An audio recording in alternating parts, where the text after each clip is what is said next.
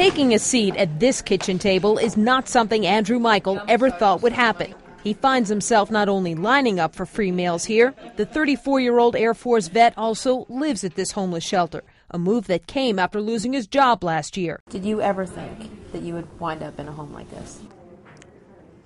Not at all. I always thought that this was a place that I could have a job and keep that job. I always thought that I would have a home to live in. Michael lived with his father, but his father lost his job at Wilmington, Ohio's air park, along with more than 8,000 others. DHL stopped operations here last year, bringing shipping to a halt. Nearby businesses started to topple and continue to fall. In all, 10,000 people in this area lost their jobs.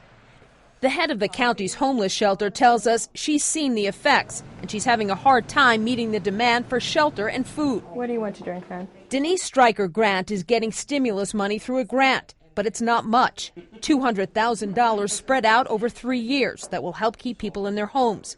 But she says jobs, the only thing that would really help, remain elusive. The frustration of continuing to refer them places only to be told, you know, we've got 500 resumes before you even walked in the door, and the frustration of them not having any opportunities. To create opportunities, Wilmington's Mayor David Risk applied for more than $61 million worth of stimulus projects. Of that, roughly $5 million has been awarded so far to a project to create jobs. It's focused on Wilmington's downtown and is set to start this spring. So how do you see this benefiting from stimulus money? With the stimulus project, we'll be able to improve our curbs and gutters and sidewalks. The hope, he says, is that improvements will attract businesses.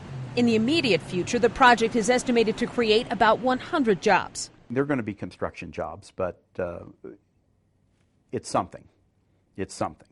You know, we want jobs here of any type right now.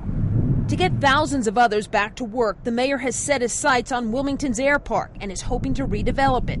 $8 million in stimulus money, he says, is being used to retrain workers, and he's optimistic Washington will come through with more aid if the air park comes back to life.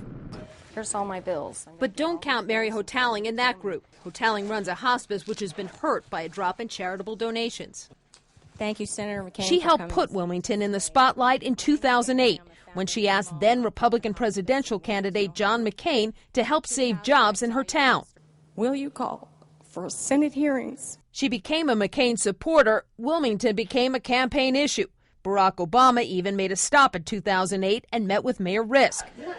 But the jobs still vanished, and these days Hotaling says she has little use for politicians of any stripe. She says she once viewed Washington as a white knight that could save jobs. How would you describe that white knight now?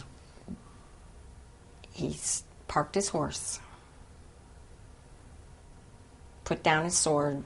While Wilmington struggles with businesses closing, there are some who refuse to give up. Take Eric and Sandy Wagaman. They opened a consignment store after they both lost their jobs. We feel that it was a need. There is no other thing like that here in Wilmington. That need, says the Wagamans, includes people relying on selling clothes on consignment to get money for food. And there are plenty of stories, like the time a man needed clothes for a job interview and Eric dressed him for $15. When he later saw him on the street, there was good news. And he says, because of you, I got my job. The mayor says it's that kind of spirit that helps him do his job of being an optimist. He shows us cards and checks random strangers have sent him, and he's touched. But ultimately, he looks to the government. I have tried to maintain a close relationship with our state partners and with our federal partners to say, look, we need help, and what can you do? And they have responded. But, you know, that doesn't mean that they've responded as much as I would like or anybody would like. Mary Snow, CNN, Wilmington, Ohio.